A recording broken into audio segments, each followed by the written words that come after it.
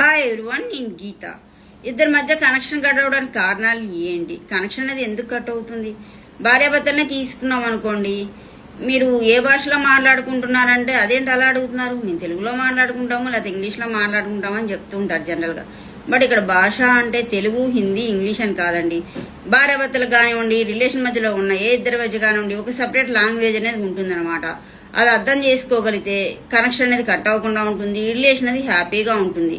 ఇప్పుడు ఒకరినొకరు అర్థం చేసుకోకపోయినా సరే, ఒకరి మీద ఒకరు డామినేట్ చేసుకున్నా కూడా ఎక్కువ గొడవలు అనేది జరుగుతూ ఉంటాయి అనమాట. ఆ సపరేట్ లాంగ్వేజ్ని అర్థం చేసుకుంటే రిలేషన్ అనేది హ్యాపీగా ఉంటుంది. ఇప్పుడు కనెక్షన్ కట్ అవ్వడానికి చాలానే కారణాలు ఉంటాయండి. అండ్ ట్రస్ట్ అనేది లేకపోవడం వల్ల కానివ్వండి, ఫిజికల్ నీడ్ ఆ ఎమోషనల్ నీడ్ కరెక్ట్గా లేకపోవడం వల్ల కానివ్వండి, అండ్ కమ్యూనికేషన్ అనేది సరిగ్గా లేకపోవడం వల్ల కానివ్వండి, చాలానే రీజన్స్ ఉంటాయన్నమాట. ఆ రీజన్స్ ఏంటి, వాటిని ఏ విధంగా అర్థం చేసుకోవాలి, మెన్ కమ్యూనికేషన్, ఉమెన్ కమ్యూనికేషన్ అనేది డిఫరెంట్గా ఉంటాయా, ఇవన్నీ ఫుల్ వీడియో చేస్తారండి, అందరూ ఫాలో అవ్వండి.